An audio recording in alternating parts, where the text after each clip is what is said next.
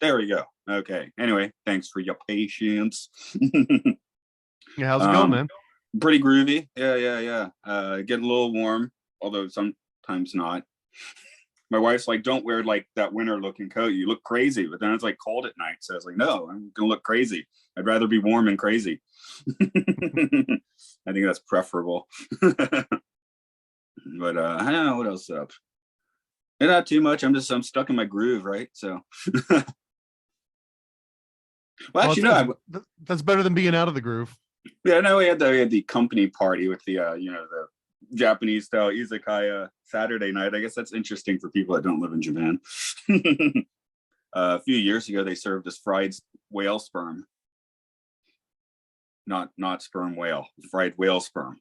Is that when you show up and you're like, "Oh, I've got this at home"? Yeah, really. No, one of our coworkers was, how they get it from the whale. It's like they kill the whale. So yeah, you can occasionally You get don't whale. have to. I mean, you could possibly, if that was your one source of protein, you could just keep the whale alive, I'm sure, but it's Yeah, probably just a yeah. side effect. Like they're already going to kill the whale and might as well use that too. Right, they killed the whale. That's right. They're No, like they're like the Native Americans that eat all the buffalo. I wonder if the Native Americans ate buffalo sperm. maybe. I but yeah, when I first arrived in Japan, I thought I was buying tuna, and I ended up having whale for dinner one night, so that was fun. Could you not tell the difference? Does it taste like tuna? Is it like one of Oh, those like taste like chicken things? it tastes different. It's kind of chewier, and it's not. I mean, it's not that good, to be honest. Apparently, the Japanese taste for it is because after the war, that was one of their only food sources, and everyone they served in like elementary schools. So once people started getting old, they were like nostalgic about eating it. So Well, not just that, but once someone decides to kill a whale, they're like, "Well, I guess this entire village is now eating whale for the next month." yeah, really. So, but yeah, I mean, that's one of the things. Yeah, we eat locust in Nagano. You get some soy covered locust. It's fun. What else do we have that's weird? I had some raw horse meat on Saturday. It's a Nagano thing, but that's actually pretty good. It's like raw It horse used to meat. be way more popular in the States. I wonder what it was. It was probably like cowboy and Indian TV shows, and then all of a sudden like horse probably went out of fashion. But for the longest time, I mean, you might have gotten a horse burger instead of a cow burger. Now, this is like a little piece of raw horse, like sushi style with a little wasabi on it. It is actually pretty good. Interesting. Yeah. And if you stay at one of the inns, they're likely going to serve it in this prefecture, not across Japan, just like right here. Excuse me, the cedar allergies that kill everyone in Japan is getting me today. So, sugi. It's bad enough where like I think the government is like handing out subsidies because of it or something. What, from allergies? Yeah, because something like 40% of Japanese get horrible hay fever, and it hurts productivity. People take days off from work and things like that. That's, But that's kind of funny. Yeah, government's just like, "Yeah, we'll just subsidize everyone's allergies since it happens." yeah.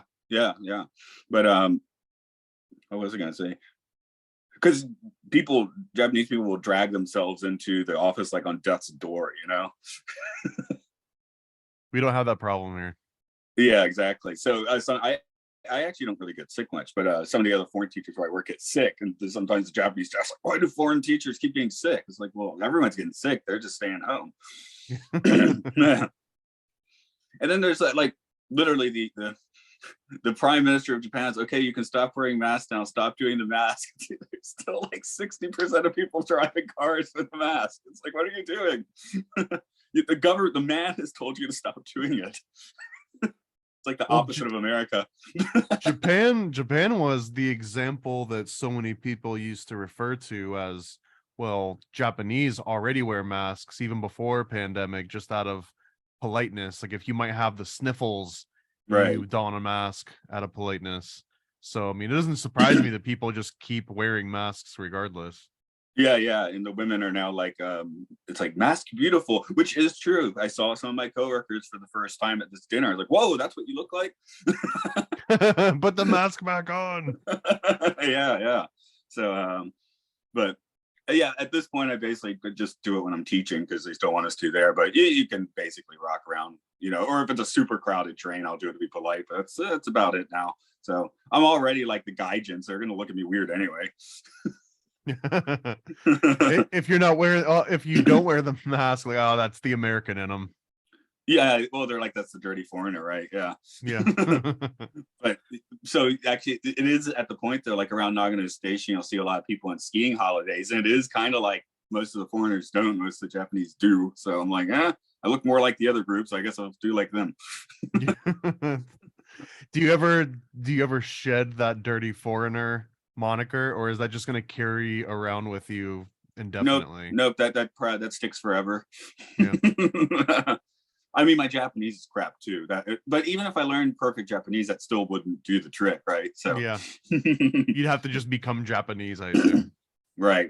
So, could you put on like full samurai outfit and go around in public with like the full, I don't know what the name is for like the actual samurai outfit, but well, then you'd definitely be the crazy gaijin. So no, like my daughter, like I think she has to tell people she's only half Japanese because she doesn't really look like she's half Japanese. She basically looks full Japanese, right? But my Australian friend, his kids, they're like Japanese kids with like red hair, so they stick out in school because that's not normal. I mean, in their 20s, maybe dye their hair, but not for 8-year-olds. Wow, and Zoom never came up on the computer, so I guess it's good that we're doing this on the on this. Then close that. Okay, let's bump on into this then. Do you have a time limit today? Not really. Okay, I mean, I don't think this one would like go over into crazy land anyway, but you never know what you end up talking about. So give it 5 seconds silence and I'll go ahead and do an intro.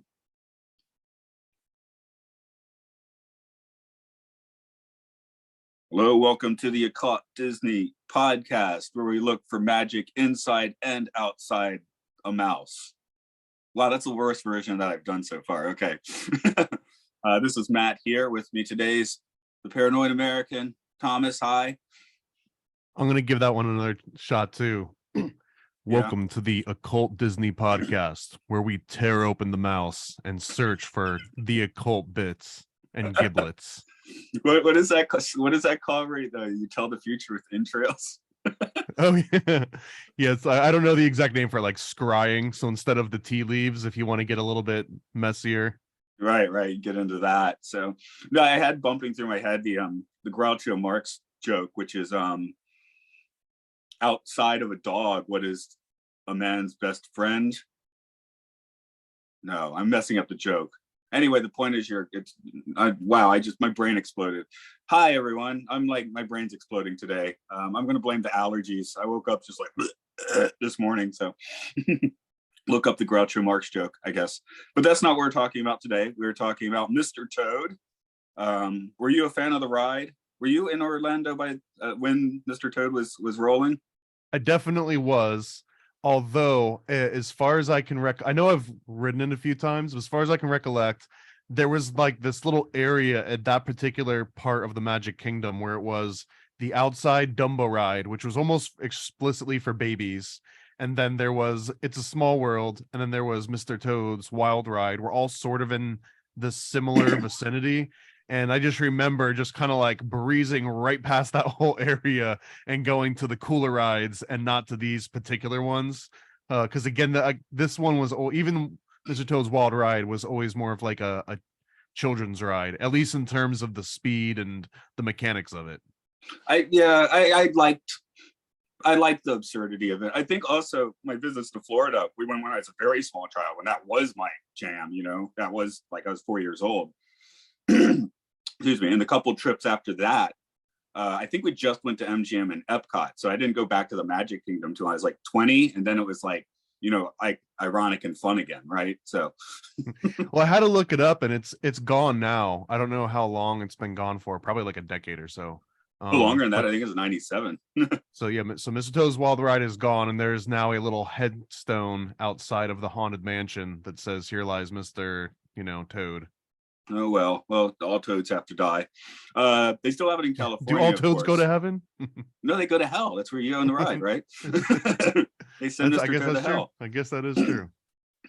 Tokyo does not have one. Yeah, but the California one's still running. But the thing with the Florida one is it had 2 tracks that were slightly different ride experiences. You'd actually get a few different show scenes depending on which line you got in. So that was kind of cool. There was I'm probably gonna get it wrong. There was like an Alice in Wonderland, I think, that did something similar. It might have been like a Sleeping Beauty. It was one of the Disney princess rides that had a very similar thing. Like once you actually got into line, right before they board you up, they send you on one side or the other side, and they both have like slightly different experiences.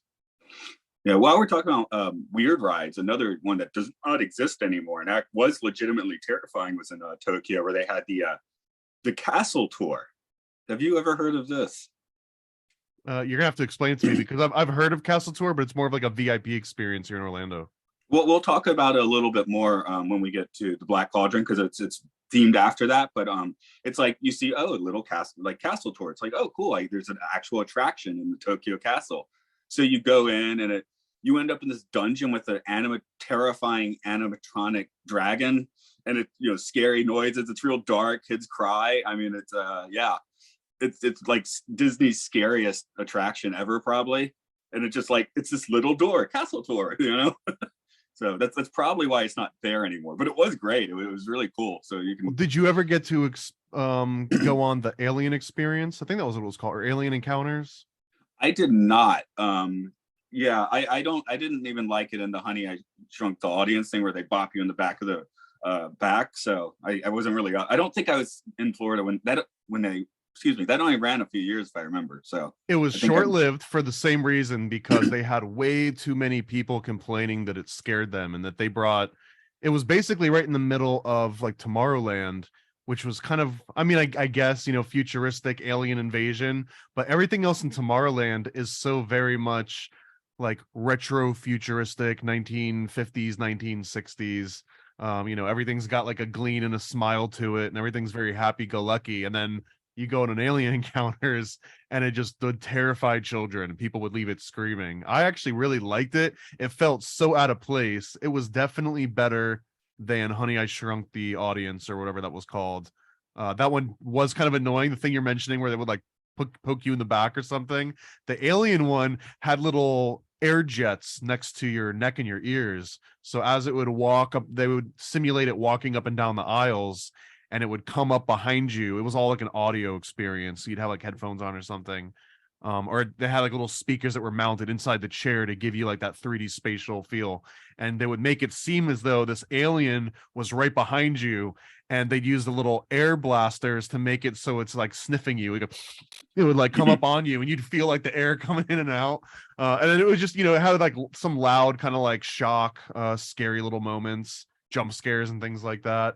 It was cool. It was definitely cool. Like if you were kind of dozing off a little bit just from walking around in the Florida sun all day, it would wake you up a little bit, because it would legitimately felt like something was trying to attack you. So I appreciate it for the short-lived experience that it had. It was also it was narrated by like, oh, not Tony. It was narrated by like Vanessa Williams or something. I'll have to look this up, but it had like a pretty big celebrity voiceover that did the narration for it as well. Rather incongruous sounding one if it's Vanessa Williams. Did she sing it? It was not. It was not sung. I have to eat those words, but that seems, yeah. That's. I hope that's what it is, because it's so weird. But I couldn't say. No, the Tokyo one with the castle tour, I think it lasted almost 20 years. So they were, making kids poop themselves for a couple decades in that case. So. I guess they had spent the money on their animatronic dragon, so you got to get your value out of that. So also, the full name of it was Extraterrestrial Alien Encounter, which even when it was brand new, it was such a mouthful, and I never really fully understood what it was until you actually get in line and sit in the thing, because the name's got like 4 names inside of it. Yeah, it's like the teams never got together to decide what the thing's actually called. So each modular part is maybe a different name. Everyone got to donate one word to the final name.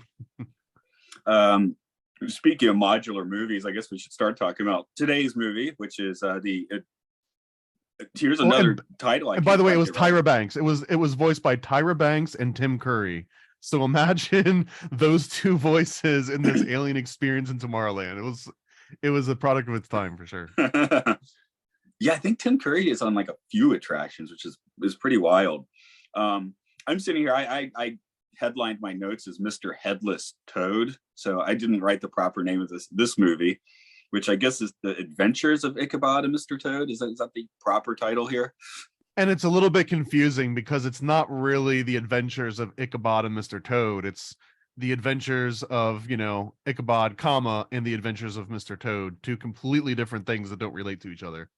Right, but then you need to like flip the order, right? Because Mr. Toad comes first. So it's confusing in many respects. I usually have the name of the movie like in my lap, but that's on the iPad that I'm recording on today. So how much do you remember this actual movie? I feel like the Ichabod Crane part they showed in school. Like, I definitely remember seeing the Ichabod Crane part outside of this movie as like a dual feature. I remember seeing that as itself. It might have been on the Disney Channel a few times. It might have been, I might have seen it in school. I don't remember exactly all the places, but I remember that one way more than the Mr. Toad adventure. Yeah, it's before our vintage, but in the 50s and 60s, when they'd show this on TV, they had filmed like a 14-minute prologue beforehand about the history of Washington Irving and stuff. But according to Wiki, at least, that's never been on a home video release. So it is no longer to be found. But I do wonder if somehow maybe they showed me that in school, because that sounds familiar. Like maybe somebody had I don't know, taped it off of something and showed it in the third grade classroom or something. Yeah, it was interesting how like old VHS versions would float around. I've got a couple good friends that are big into film, and there's this whole laundry list of VHS releases that never got re-released in DVD form, or like once they make it to DVD or Blu-ray, for example, they'll take like what used to be a 3-hour movie and turn it into like a 77-minute version of it. And that 3-hour version that was only on VHS just only exists on VHS. And if you never obtain the physical VHS copy, you'll just never see the original version of it. Well, I remember the weird time when there was like major movies not on DVD yet. So it was a big deal when Citizen Kane came out on DVD, because it was one of the longtime holdouts, I believe, for getting released that way. And there's still a number of movies that are only on DVD and never made the next jump to Blu-ray or whatever comes after that. The 8K, 12K releases. No, I've got a whole laundry list. Yeah, well, yeah, that's. I mean, you could just keep waiting until some other final version comes out. I assume that once TVs get better definition than our eyes can handle, then maybe that stops. Who knows? I mean, since I have the movable camera today, I'm still relatively obsessed with physical media here, as I have a clunky shelf of lots of physical media. And if you're into it, you go buy it. It's a relatively cheap now. People will hemorrhage rental stuff now, so that's kind of nice. At least it's in Japan. But I had always an issue. Yeah, I mean, I had the weird experience. People still do rental in Japan, which is weird. I just a month ago, I'm like in the rental store with my daughter and my wife, and walking the aisles. I'm like, man, this is not an experience Americans have had since like 2011 or something. Unless you're doing it ironically. Yeah. I mean, every town still has like that one video store. I think I've been told Atlanta does at least. So Orlando, I've seen one in Orlando, but again, it feels like you're going there for the experience of renting a video more so than you just wanted to watch a movie. Yeah. I don't know. Should we go in title order and talk about Ichabod first, since we're kind of already on the topic anyway? Yeah, sure. Yeah, that makes sense. We can end on Toad.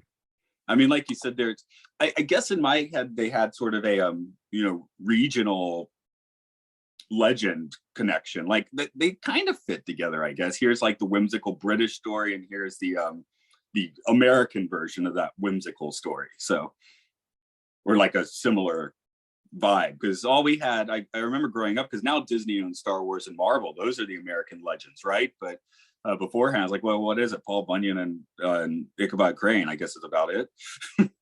They mentioned it in Pecos Bill, and there's like a few others that are very Western in nature. And actually, they mentioned that in the middle of the movie after it ends on Toad and it goes into Ichabod. It's like, and now here's a bunch of American, stories.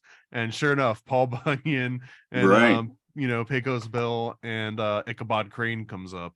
So It's just Ichabod Crane is an interesting one because it comes out of Sleepy Hollow, and even before the Sleepy Hollow legends came into being, Sleepy Hollow was already a very affluent town. Like, you've got Astors that are buried there, you've got the Chrysler family, the Mills family, a lot of the Carnegie family, a lot of huge like American dynasties. They all got land and house, and housing at Sleepy Hollow, and many of them are buried there today. So part of me also we're gonna find out there's this reoccurring theme where, like, rich people love stories written by and for rich people. It's like FUBU for like a bunch of like rich Europeans. So essentially it's a story about a rich town by a rich guy. So it kind of feels a little bit self-serving, but I think it also explains why some of these very specific stories end up getting traction and longevity. It's like, if you've got all these families that have been around forever and keep funding it, of course that's going to kind of like stay inside of the zeitgeist for a while. Yeah, I was talking to a friend yesterday who was I said I was doing this podcast, and he was like, oh, so you're doing Sleepy Hollow? I'm like, oh, no, I've actually never seen that movie. Which it's a great movie, actually. That's what he said. It's a little bit dated for the time and the special effects, but I think it was a great movie. I mean, just imagine Tim Burton mixing with the cartoon here that we saw. I guess that's about the last time Tim Burton did a movie where you're just like, oh, he's trying too hard to be Tim Burton, Yeah, Big Fish was after that, I suppose. But yeah, it's I love the Big Fish. You be careful. No, I was saying that came after Sleepy Hollow. It's a pretty good one. Okay. So yeah. But then Sleepy Hollow was way more of like I would almost equate it to the Twilight series in a way, where it was like they got the teen heartthrobs together and threw a bunch of angsty sort of gothic, like sexual tension in there, and then just lots of dramatic lighting and almost music video. It's almost like a Hype Williams meets Tim Burton production in some ways. I guess that came out around 2000, 1999, something like that. So at that point, I think I just would have been, I didn't go into the Hot Topic, right? I wasn't into that vibe. So yeah, if you liked Hot Topic, you definitely saw Sleepy Hollow, right? Whereas I didn't go into Hot Topic, so I didn't see Sleepy Hollow. Yeah. They were mutually exclusive. Well, what was the store I'd stumble in Athens? The Junkman's daughter's brother. That's the name of a store. Yeah, because the Junkman's daughter is in Atlanta, so this is a satellite store in Athens, the college town. So they had to give it a different. They couldn't just give it the same name, I guess. Everyone loves a weird boutique store with like an inside joke as the name. Yeah. I'm taking a look at my notes here. I guess being an American lore always, like as a small child, seemed kind of like not interesting. Where you're saying rich people like to have rich people stories told to them, right? I'm like, I didn't really. Well, and we're going to see that with Mr. Toad too. It's another, and we've seen that with a number of other stories that we've covered already. The other one was 101 Dalmatians was a good example, because it was like, okay, I get it. The story makes sense. It makes sense that this would be made into a cartoon, but out of the hundreds and thousands and infinite possibilities of books that were written, why was it these very specific ones? And I think it's because my rich friend in England has a daughter, and the daughter just wrote this book, and I want to garnish good favor with this particular family. So we love the book. The book's awesome. This had another example of the Mr. Toad, without getting too much into it, but like Theodore Roosevelt, within a couple years after it being published, was praising and saying, oh, I'm reading this to my kids at night, when they're in bed. But I really do think it was just like a bunch of rich people spreading the wealth amongst themselves. Yeah, the Aristocrats. There's another one that we just did recently. That's another good example. Yeah, I said cats or crats. I don't even know what I said at this point. It's hard. Yeah, it's hard to work those out in this discussion. But I've got in the Sleepy Hollow Cemetery. I mean, we could spend the entire episode just discussing like how much wealth and fame is inside of Sleepy Hollow Cemetery. But like I mentioned, the Astors, the Carnegies, the Chrysler family, Floyd Crosby, who was the father of David Crosby's there. You've got Rockefellers, you've got the Ford family, the Fox family, the Hamilton family, as in Alexander Hamilton. You've got the Irving families, you've got the Mills family, which were very popular. Like a whole list of like the Rockefellers have their own section on here. And then it also has Thomas J. Watson. And if Watson, as in like the IBM Watson computer, this is the guy that came up with the adding machines and turned IBM into like a computing powerhouse. So that's like, I just read like 1% of all of the huge names that are listed in this Sleepy Hollow Cemetery. So it would be almost impossible to understate how affluent this tiny little chunk of land is compared to the rest of the entire planet. Yeah, actually kind of have where I live in Nagano, Japan, there's that sort of that kind of town. Karazawa is sort of the I guess sort of like a Aspen or something. Where do the rich people hang out west in America now? But they just had one of the G7 things there, and I think John Lennon hung out there in the 70s. So a lot, like in Japan, that's where the power meetings are when they're not in Tokyo, basically. Although Sleepy Hollow seems more like you'd have the ghosts, having meetings of ghosts.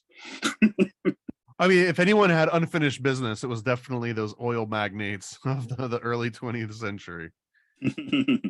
Does that come through much in the Burton film? I mean, do any of the film versions like touch on this? Because this one certainly doesn't.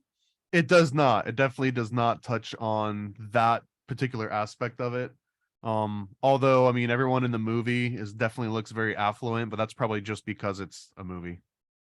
Yeah, it's animated. You can make them look nice, So, I did think, this movie was notable at the time for having Bing Crosby narrating and singing in this section, Basil Rathbone the first. I'm like, man, these guys probably put in like an afternoon of work at most. That's well, good for them. Well, and it's also misleading because as the movie, which again is a double feature, opens up and it's like narrated by Bing Crosby and you get all excited, but you don't realize that he doesn't come until the Ichabod Crane story kicks in and there's like, a half hour left in the whole thing. What's it that him like dooba-dooba-doo right at the beginning, and then you don't hear him for another 35 minutes, which is it's a great dooba-dooba-doo though. It's a great one. Yeah, I was like, no, that's him. Okay, I assume that's him. Yeah, must be him. And the music is really good for the Sleepy Hollow portion of it. I don't know if any of them are necessarily like earworms that you would take with you and start incorporating and singing outside the movie, but for the duration of the movie, they're completely appropriate and not annoying at all. They're actually pretty pleasant. Yeah, in production, both of these were kind of like Disney was like, the Window and Willows, of course you would make a full length out of that, and Walt Disney himself was like, yeah, cut it down, make it just 20 minutes, and I guess they just ended up on 30 in the end. So if you had to pick your favorite out of the two, which would it be? Probably the second one, but I have so much affinity for Mr. Toad's Wild Ride. It pains me. Yeah, it just pains me not to say Mr. Toad, but yeah, Ichabod definitely has a better like flow. More weirdly, it has more character to it, despite not having cute animal critters, right? So I was looking at the original movie reviews, and almost across the board, it was the opposite of that. I kind of agree with you. I liked the Ichabod Crane story a little bit more, all just objectively, all things considered, but the original movie reviews, people absolutely praised and raved about the Mr. Toad portion and said that it was deeper and it had all of these like satirical sort of commentary on life. And then while the Ichabod story was more of a soulless, just kind of retelling of a known story, and that they didn't take care to establish unique personalities or any sort of like longer lasting, deeper seated like lesson to be told. It's just kind of like, here's the story, and then, oh, by the way, it ends, the end. Which I kind of agree, I guess, in a little bit of a way, because it does sort of just end abruptly. But it's far more entertaining to me, and also probably just because I remember seeing that one way more often. I almost want to say like every time around Halloween or something, you would see that particular cartoon pop up in some kind of form. Yeah, and I'm thinking when I was younger, as a kid, I would have gone with Mr. Toad because it's cuter, right? But I guess it's just interesting because now I'm thinking about history. Maybe this story isn't quite in the public consciousness as deeply as it was around the 1940s. You talking about the Ichabod Crane story, the Headless Horseman story? Yeah, well, I guess we got the Sleepy Hollow movie not that long ago. Because that story was from the late 1890s, I believe. So it's definitely old at this point. Yeah, but maybe it was something like again, maybe I'm colored by having lived in Japan so long and like barely thinking about this until I'm faced with this movie, right? So is there no Headless Horseman equivalent in Japan anywhere?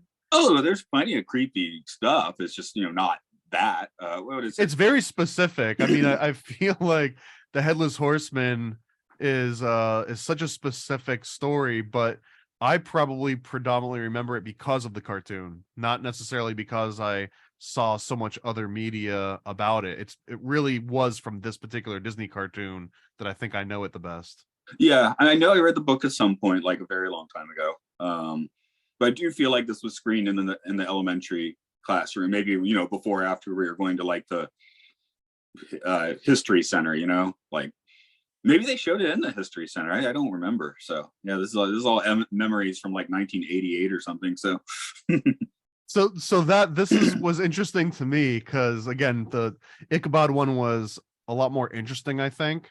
But looking into the background of Wind in the Willows, so I guess, are we ready to move on to Wind of the Willows, or do you have more about the Ichabod Crane story?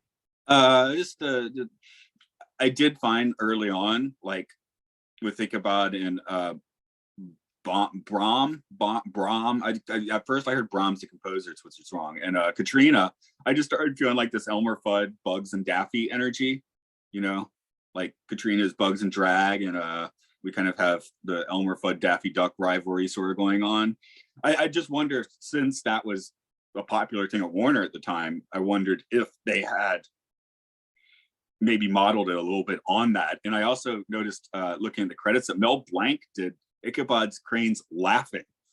Really? That's kind of funny. Not the voice, just the laughing. So there is a Bugs Bunny link in there somewhere. Yeah, right after, like, I wrote that note and then saw that, I was like, there might be something there. And Braun reminded me of Gaston a whole lot. He had like that same physique and look, and almost the same role within the town. He was the same archetype, like the big, strong, like the hunk of the town that is like the most natural match for Katrina, who's kind of like the princess of the town. One thing that stood out, that it doesn't come across in the cartoon as much, but in the original story, Ichabod Crane doesn't actually care about Katrina as a person.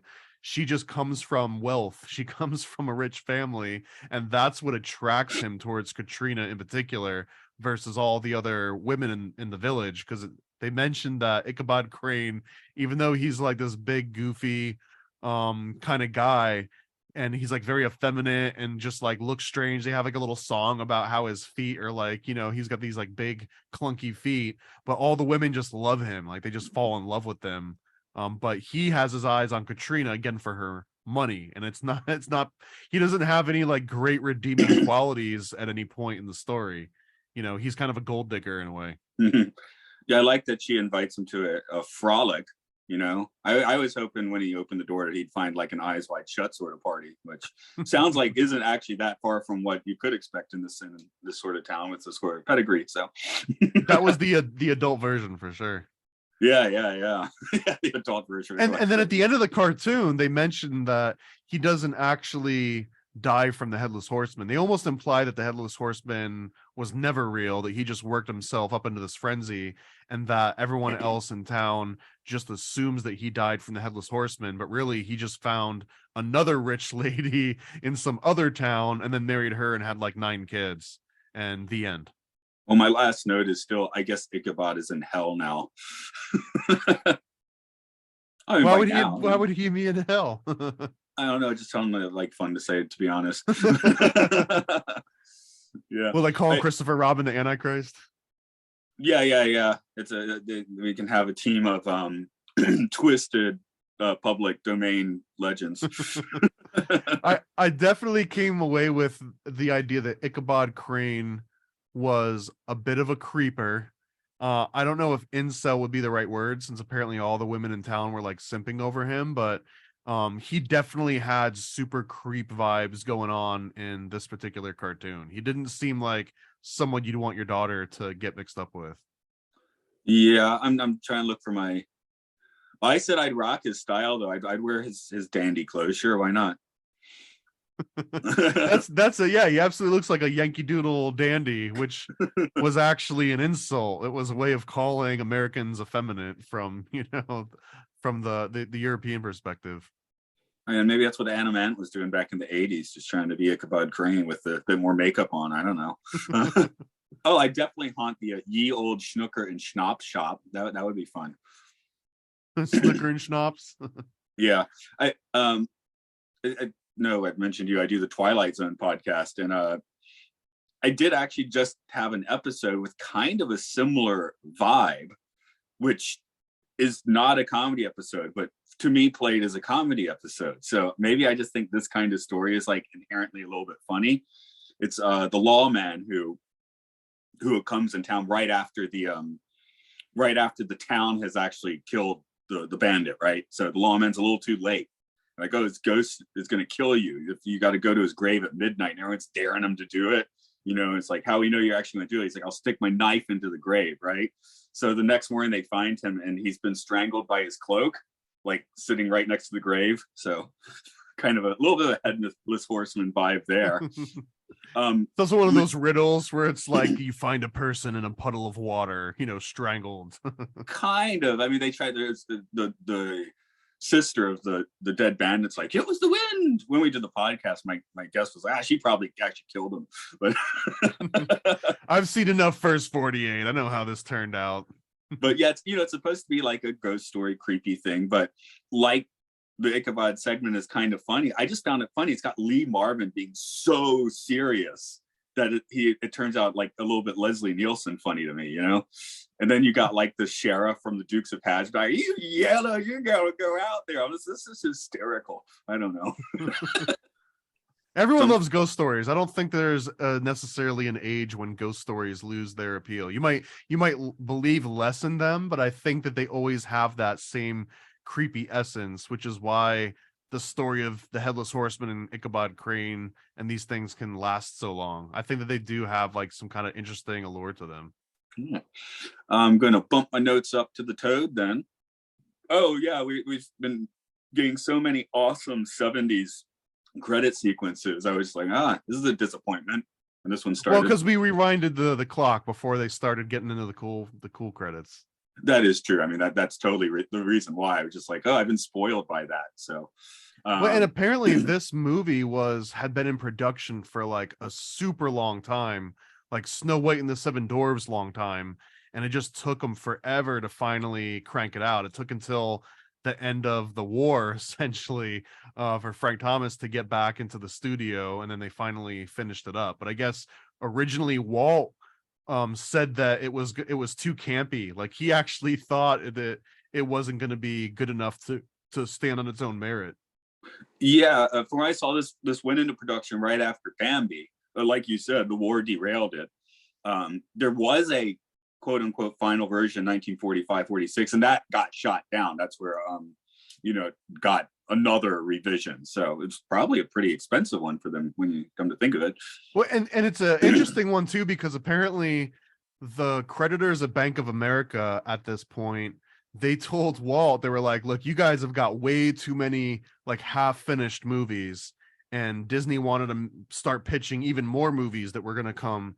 And the creditor, I guess, that they were dealing with at the bank was like, not until you finish what's on your plate. And one of the things that was on the plate was this movie. So it was almost because of like the stickler at the bank was like, I don't care about, how good the movie is or anything. It's been in production for too long.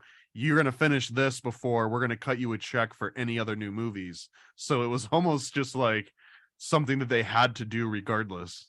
I guess he was ultimately okay with the results because he would have had to say the okay to the ride in Disneyland. Well, and again, the critical reception for Mr. Toad was off the charts. It got overwhelmingly positive reviews, and people just thought it was like the greatest thing. They loved the music, they loved the story, they loved again, many people mentioned like the satirical take on modern sort of issues. And this was talking about the advent of the Wrights brothers. Like that's how old the story was, right? It starts out where he's got a horse and buggy, and then he sees a motor car, and then at the very end he gets fascinated with a regular airplane. But at that point it was like a 1903 Wright brothers airplane. And Toad can still proudly proclaim that he's about to go drunk drive. You can't really get away with that anymore. Well, again, this is this recurring theme in early Disney movies, that being a town drunkard, or even like if your dad or your uncle absolutely has a drinking problem, that was always like a redeeming quality. It was never a negative thing. They were like the fun, happy guys. They just got kicked out of the bar, and it's like, screw that bar. They don't know a good time, Yeah, sure.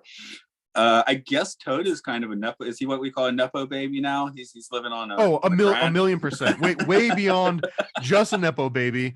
This was an autobiographical story for sure, because the guy that wrote it, he was also a nepo baby. He probably lived this exact life where daddy was super rich, super influential. You just never have to have a real job in your life. So your job is just finding out how to spend this obscene amounts of money. So of course, what else are you going to do? You're going to go and buy a horse and buggy, and you're going to buy a car, and you're going to buy a plane. and the reason why it was even a problem is, I guess, he was such a bad driver, Toad now, not the author, maybe the author, but that he was just causing property damage left and right. Everywhere he went, he was just destroying people's property, and that was eating away at his inheritance essentially. But even in the book, Mr. Toad inherits money from his affluent family, and that's his cross to bear. Yeah, well, that's what he did. The other choice is what, climbing mountains and invoking the ancient ones through months-long ceremonies. Go Crowley style with your banging the nanny. Yeah, go Crowley style with your inheritance. So yeah, there. It's not like this is the only option. There are other things you could do if you wanted to, I suppose. Well, I mean, it's funny you bring that up, because I actually do think that there was some overlap between the author of Wind in the Willows and Crowley. I think it's just that Crowley was probably 30 years or so younger, so he was just in a completely different social class and probably wouldn't have come into contact. But the author was big into the Golden Dawn. He was big into paganism, especially that neo-paganist movement that was kind of like sweeping over Europe prior to World War II, because then it got a bad rap because of a certain little group and their nasty little outfits. But I mean, he literally wrote a series called The Pagan Papers, where he correlated all these ancient gods from Rome and Greek and Phoenicia into just like regular English society, and would have applied like the traits of Mercury and Zeus to different towns and different sort of professions. So he was way big into this kind of like pagan point of view. So I do think that him and Crowley would have probably shared a few of the same social circles, even if they didn't necessarily overlap directly.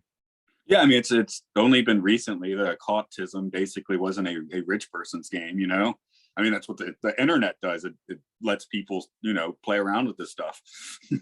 That's a great point without getting on too much of a tangent. But man, that's one of my favorite topics when it comes to like the satanic panic in America, is a lot of people forget that Satanism was always accepted, or if you called it Luciferianism, but if it came through the Rosicrucians on the West Coast, where there was all sorts of money and affluence, it got a pass. Like, you were allowed to do astrology, you were allowed to dabble in magic and all these esoteric arts. But if you were just like a poor villager bumpkin on the East Coast in New England, like, you know, God help you if you even get caught with like a slightly apocryphal book, that even if it's like you're still Christian, you're still reading the Bible, if you didn't have the approved version, you might get burned at the stake, or you might be excommunicated from your town. Whereas on the other side of the country, if you were rich, you could say the most blasphemous things possible, but you get a pass. I want to say the most blasphemous things possible. That'd be fun. Another thing that this movie kind of does is, I mean, and it's not a template, something that already happened, but yeah, the rich person scandal, you know, we still have those regularly in the news always. So, because I was just thinking now that we could have a fun adventure where, you know, Donald Trump breaks in and steals a deed to clear his legal problems. That's how I want reality to play out. So yeah, so the legal logic in this movie, unless I missed something, I rewatched both segments. Just because I really felt like I wanted to watch the Ichabod Crane one twice just because of nostalgia. But this one, I got to the end and I was like, wait a minute, something's not adding up here. So just to recount the beats of a story, okay? It starts out and Mr. Toad's already just being a rich asshole. He's driving this horse and buggy. While he's driving the horse and buggy, he sees a car, falls in love with the car, and I'm gonna simplify some things, but he sees the car, he gets mania for it, so which means that like he can't stop thinking about driving a car, and he's like imagining it, and his friends bring him back to his house, to Toad Manor. They lock him up in his room, and they're basically trying to like make him quit cold turkey. Like he's going like a train spotting heroin withdrawal sort of situation, but he sneaks out in the middle of the night while he's basically on house arrest from his friends, and he finds a fast red car that's going to a bar, and the fast red car is driven by a bunch of weasels that look exactly like the weasels from Who Framed Roger Rabbit. He goes inside the bar, trades them the deed to Toad Manor in exchange for the car, gets the barkeeper to be a witness for the transaction, and then immediately gets picked up in this stolen car, because the weasels never owned it. They had stolen it from someone, but then Mr. Toad gets caught with it in his possession, and possession being 9/10 of the law, I assume, even in this story, he basically goes on trial and they find him guilty, and he gets sentenced to like 10 years in London Tower. So it's a story about a rich guy that gets fascinated by a car, gets duped into trading all of his real estate for that stolen car, and then goes to jail for owning a stolen car. Here's the part that it doesn't make sense. All that part makes perfect sense. You send Toad to London jail for 10 years, whatever. What they do though is that he gets broken out of jail, and then they break back into Toad Manor, which according to him was a legal transaction. He gave the deed rightfully to another party in exchange for this car. So they technically owned the deed outright, even though the car wasn't theirs to begin with. But all they had to do was break in and steal the deed back, and then all of a sudden it's theirs again.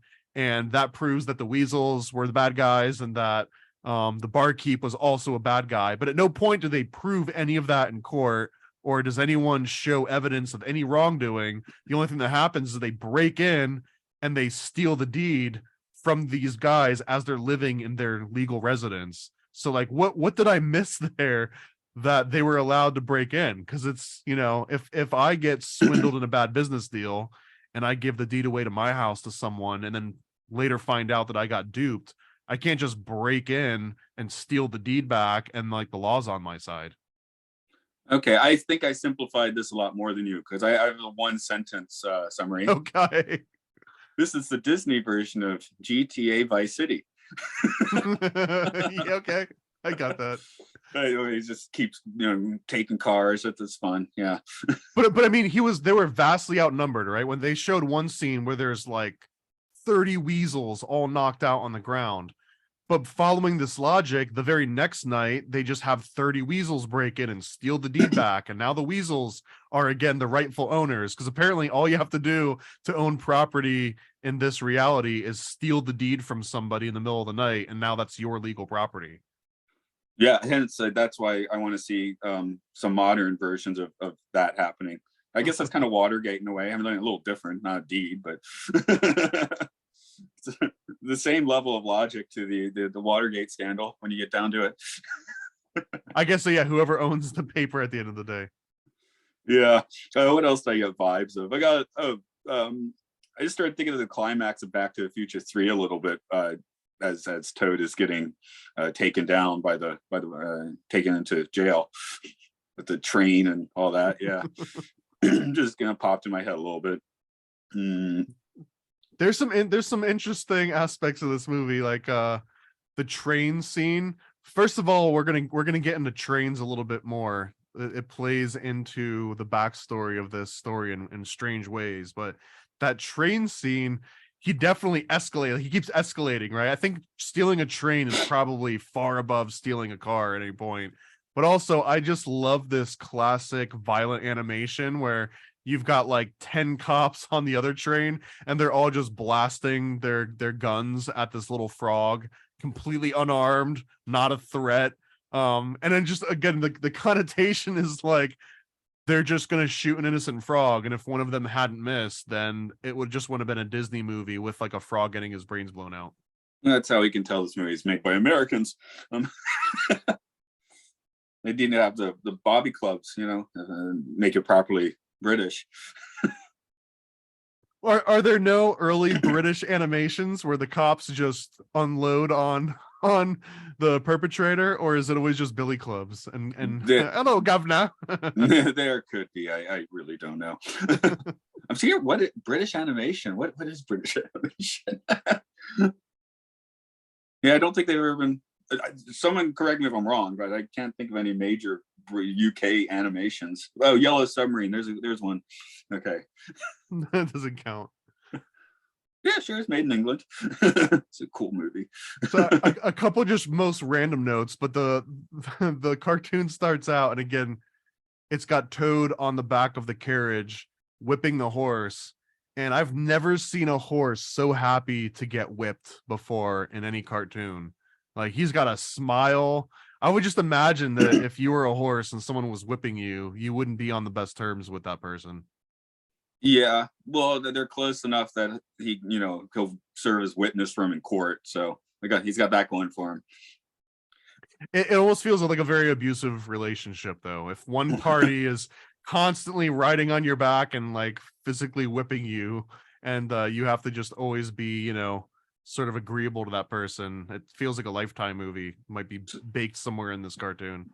Or again, Crowley in the North African desert. That's what it sounds like. And they also, much credit to the writers, but they work in the word Worcestershire in the very opening song, which was a nice treat. Like, I actually had to make a little note. Oh, they just sung the word Worcestershire in this song. That's pretty nice. Yeah. Okay, that's pretty impressive for sure. You were gonna connect trains here. You had some train talk. Yeah. So this is getting into the actual. Let me just I gotta find the guy's name because I keep saying the author. So the author was Kenneth Grahame. Okay. So Kenneth Grahame writes this particular story, this Wind in the Willows. This happens around the time he leaves the Bank of England. So let me rewind just a little bit, and this will tie into the railroad stuff. So he actually does come from a very affluent family, just like the protagonist of the story, Mr. Toad. So his father-in-law was he also married into money, kind of like Ichabod Crane married into money. His father-in-law was the one who created the fountain pen, the ribbon saw, pneumatic tires, meaning rubber tires that have air in them. Like, he literally invented those. Along with a list of like 20 or 30 other patents that have to do with like steam technology and a whole bunch of other like very cutting edge for their time. So he comes from an unbelievable amount of money. He also worked at the Bank of England and rose up through the ranks until he became the secretary of the bank and got into, I guess, a little bit of a scuffle with someone that was even higher on the totem pole that he was within the bank, and said something so offensive like this other gentleman didn't have decorum, or like wasn't acting in a professional manner. That was like his hot fire that he spit at this guy. And I guess that caused this huge rift, and he decides he's going to leave the banking industry and just kind of like pursue other things. And those other things and ended up being writing about paganism, writing lots of children's stories. So this particular set of stories, The Wind in the Willows, was kind of a collection of little like vignettes almost that tie together in like one specific animation that we see here. But they started as stories that he would tell his son, Alistair. And Alistair, I guess, was born with a whole bunch of different sort of genetic issues, and he just never had a super healthy life. Well, Alistair decides to kill himself around age 20 by laying down on train tracks, and a train runs over him. Very gruesome way to go. It was written in the obituary and almost every other biography during the life of Kenneth Grahame that this was like an accident, just kind of out of respect to him, because it was a very sort of taboo thing to admit that, you know, someone died of self-inflicted means. But so he's already a little bit upset about this. Obviously, his son dies around age 20 under the railroad, but he also ends up writing a whole bunch of esoteric poetry about railroads. And then in the story and then later movie adaptation, there's these references to the railroads. And one of the short stories that he writes is about the advent of technology and how human beings used to look at the horizon, and the horizon represented this unknown sort of like fantasy, like who knows what happens over the horizon. The sailors would imagine all sorts of faraway lands and monsters and adventures that you might go on that were just over the horizon. But as people got, you know, planes, trains, and automobiles, all of a sudden the horizon was way more accessible. You just start driving towards it, and it's like, you know, what's on the other end of the horizon. That's where the city's at. And then once you get out of the city, that's where the country's at. So it takes away a lot of that allure. But he likened the railroads as sort of reinvigorating people with that same sense, because now the railroad would take you to a different horizon, way farther than one that was accessible to you through like a regular, you know, car ride. So he had this fascination with railroads and trains, and I couldn't help but imagine that there was like a very tight connection there with the way that his son died on the railroad tracks. Again, I couldn't imagine. This sounds like one of the most gruesome ways that you could possibly go. Yeah. You know, the Mena, Arkansas style. So I guess that just stuck out to me because, again, he wrote like all sorts of other material on railroads specifically. Yeah, I guess it's how geography affects the mind. I'm from Atlanta. That's a city that has nothing to stop it from growing. It just goes on forever in relatively hilly land, right? Now I live in a mountain valley where everything's defined. You know, there's walls, there's a train line that goes at the base of the valley, you know, which I guess is more like, it affects how you think about things, affects about like going places and all of that, right? So living in say English countryside or whatever would put your brain in a kind of a different mental map, which we're trained, like we have lots of train geeks here, train otaku. When I was going to work yesterday, there was a guy with a real nice camera taking shots of the train as it was pulling away. So but yeah, in Atlanta, and that was a train city to start with, but it's just like now it's, you have a car or nothing. I guess that's what Mr. Toad thinks too, you know. I'm finished with trains. It's all car for me now. Well, and it eventually turns into planes, yeah. Yeah, and the name of that story, it came from his series of writings called The Pagan Papers, and it was called The Romance of the Rail. Oh my, okay. That has a double meaning. Okay. He also had a few other really sort of interesting takeaways from those Pagan Papers. I read through almost all of them. They weren't all as notable, but like one of the examples, it was called Not Books But Children. It was in Latin. It was like a word play. but he's describing how books are like children to some people, and that like they'll go out and they'll collect books, but they'll never read the book. They'll just kind of put it on the shelf and they'll never sell the book because it's all about building this collection of like things that become part of your family and become like fixtures in your household. So he likens having this like large library of books as to just having a house full of children, which is kind of a weird one. And then there's another one called Of Smoking, where he basically convinces you that smoking is a thing that everybody should do in moderation, but that he is fully in favor of smoking. And not just that, but also in opium. He mentions a few times. Okay, now like he's selling me. The miracle of opium. Yeah, don't bury the lead. Yeah, okay. Graham.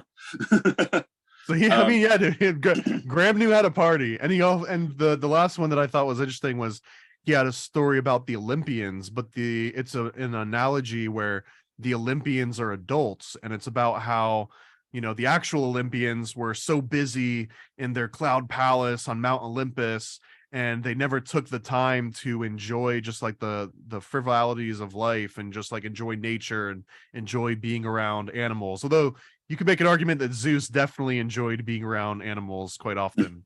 Too much, but, yeah. But that the Olympians were almost like the adults, and then that the humans were like the children that were free to go and play. I thought was an interesting sort of story that he was alluding to. Something else that I thought interesting in this movie is I think it's the first time. It's the first time that Disney has just had like animal characters and human characters and are kind of on the same level. You know, Snow White, you have the cute critters. Pinocchio, they get turned into donkeys.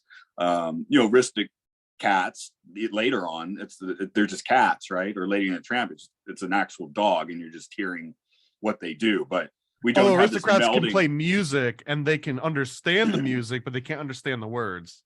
Right, but they don't interact with human society. Where in this is kind of an interesting, weird vibe where it's like, because the police are just people, right? And then there's just people on the street, and then the police are people. The judge is just a person. But yeah, the horse talks, and you know the mole talks, and the rat, who's not actually a rat, he's a water mole, also talks. So I was thinking, is this the first time that Disney did that? I'd probably some of the shorts do that, but or not. I'm not sure. I thought that was an interesting choice to make. Because this came before Bedknobs and Broomsticks, and in Bedknobs and Broomsticks, people talk to fish, which is almost on the same level, but that came way after this. And the fish still weren't wearing clothes and things. So yeah, like this is like one of them had glasses. Okay, but here we got Toad in his Toad Hall overcoat and all that sort of stuff. I mean, he's wearing the same thing that people do, and he's subject to the same laws that people are. Maybe they're more harsh on toads because 10 years in the Tower of London for a car theft seems a bit extreme, but it was a really nice car though. Yeah, okay, good point. Yeah. You steal a Lamborghini, I guess you go up the river for a bit. Part of the incredulous aspect of that court scene is because he says he traded Toad Manor for the car, and that's what made a legal transaction. And the lawyer or the judge or whoever's trying him laughs about that because Toad Manor, at the time of this taking place, which is in like the year 1900 or so, that Toad Manor cost £100,000. Now I had to look this up. The salary for the Secretary of the Bank of England during the time that this was written, when Toad Manor was £100,000, the annual salary was between 400 and 700 pounds. So we're talking about a lot of freaking money for £100,000 to be worth. Well, one of my notes here is I suppose breaking into your own estate happened a lot in 1940s Europe for various reasons. Yeah, well, one specific reason. Yeah. Yeah. Well, within that, probably various reasons. But yeah, I'm sure that France or whatever, if it was still there, probably the owners may have broken into some of these places.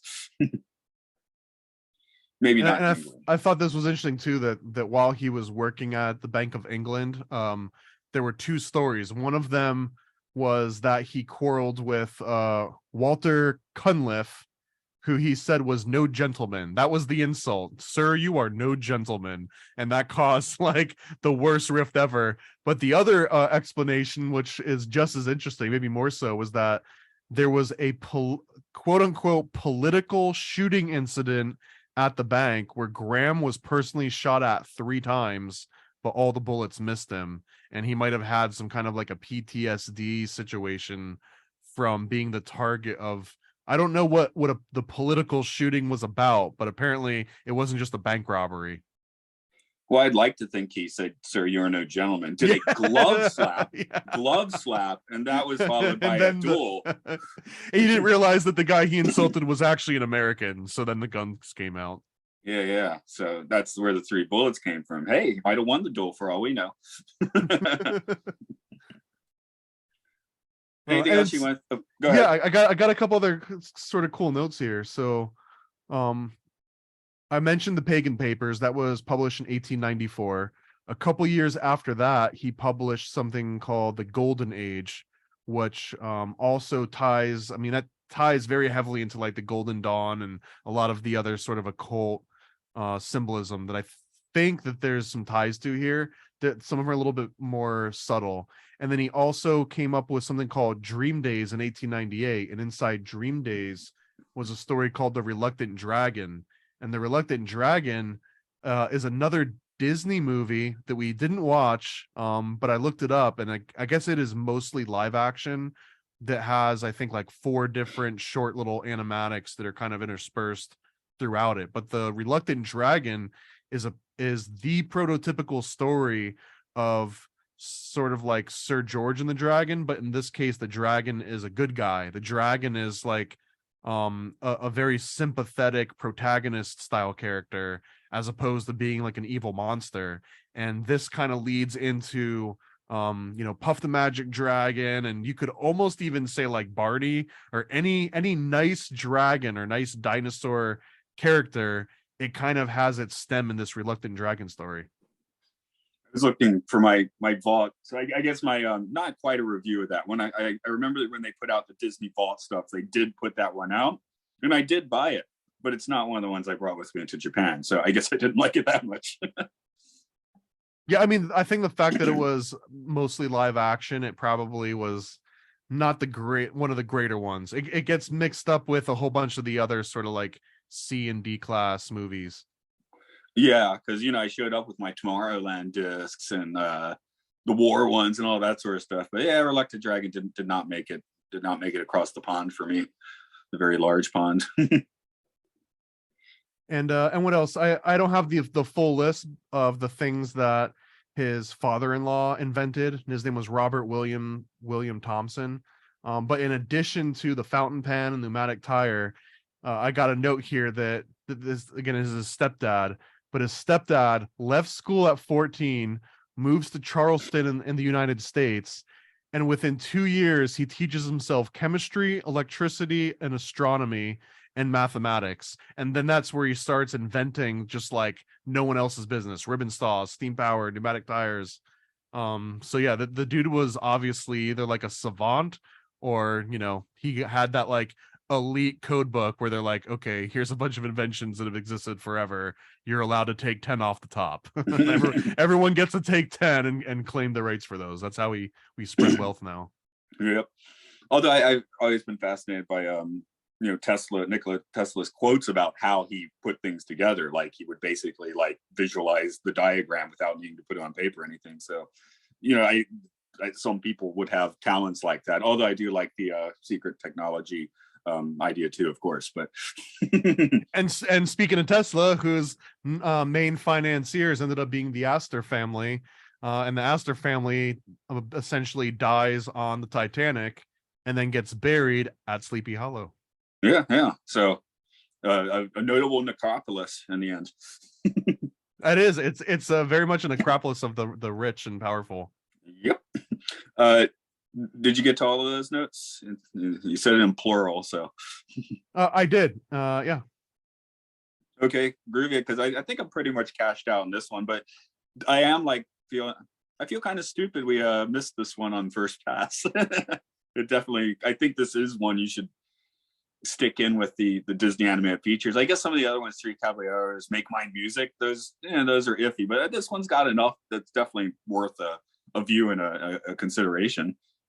And it's nice too. You can watch them in different parts. Like as soon as it starts, I see that it's like an hour and 8 minutes, and I was like, "Oh, okay, that's nice." I'm not getting to anything too bad. And then there's like a nice little intermission. You can take a pause. They don't really relate to each other, so it's very easy to watch these. And honestly, since I had seen the Ichabod Crane ones so many times in the past, it just felt like rewatching an old favorite.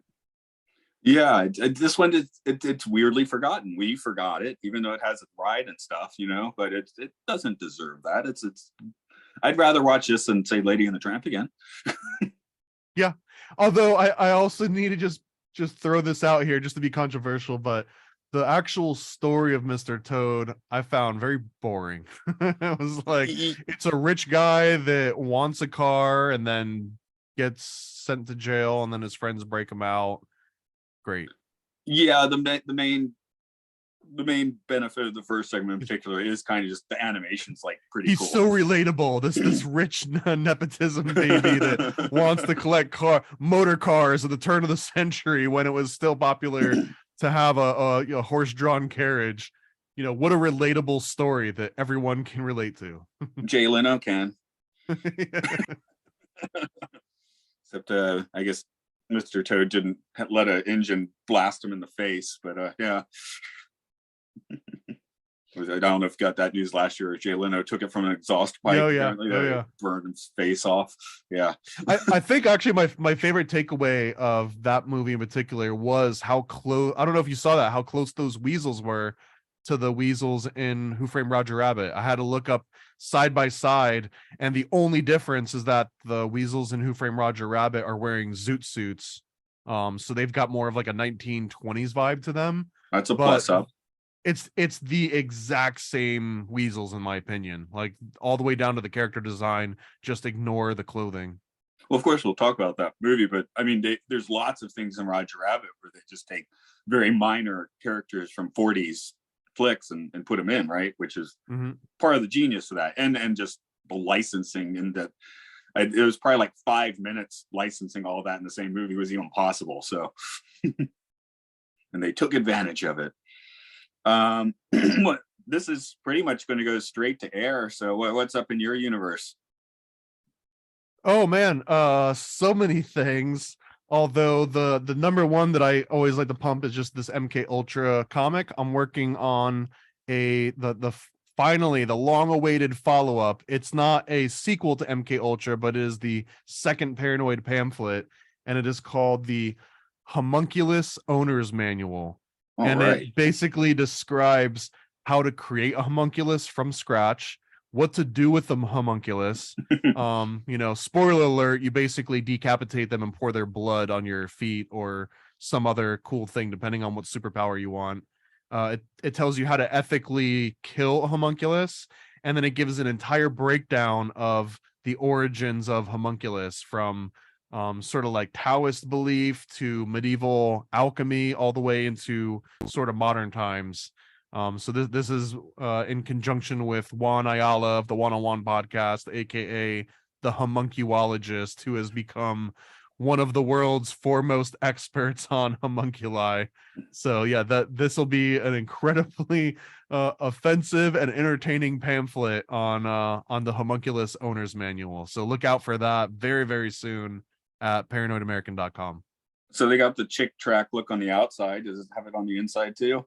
Oh, absolutely. Yeah. Okay. So yeah. The way that they all look is they've got that classic chick track style all the way down to the font, the everything. Like I tried to match that aesthetic, and the homunculus pamphlet is no different.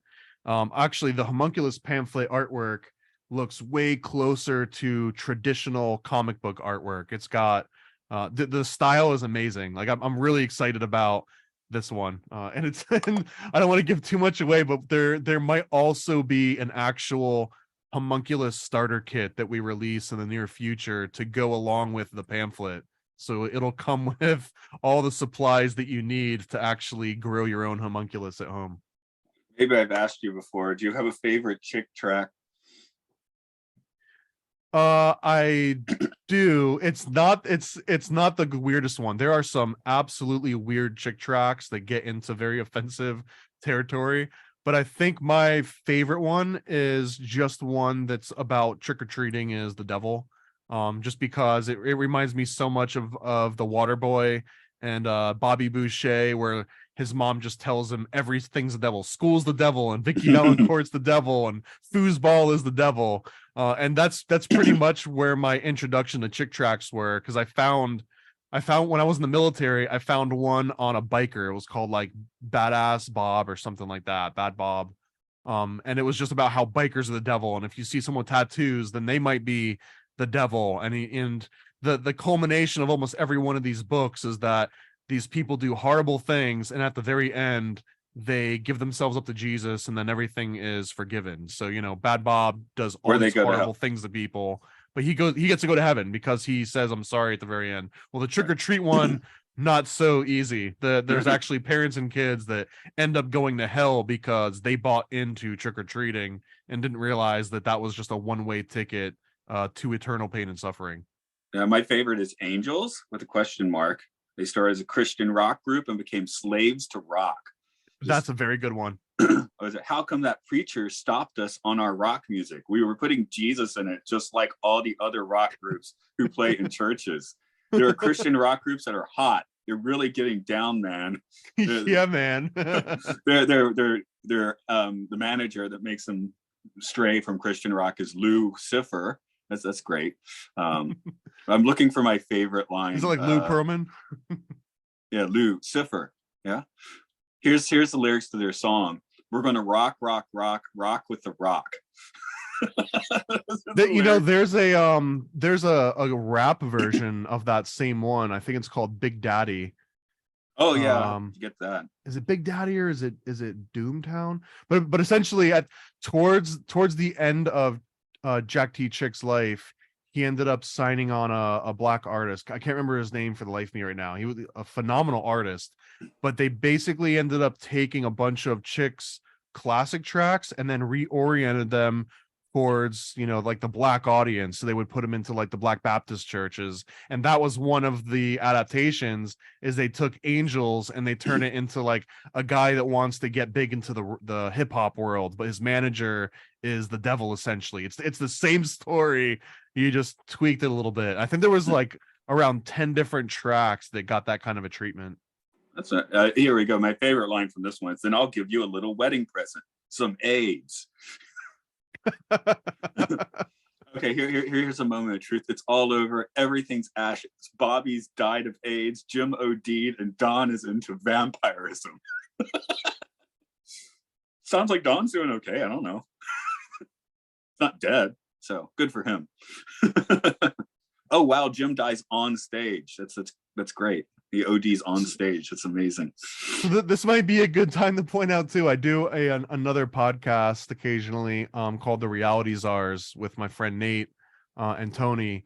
And every once in a while, we actually, Jack Chick had a real comic book series called The Crusaders, which wasn't just little pamphlets, but they were, actual floppy, like 6x10 comics.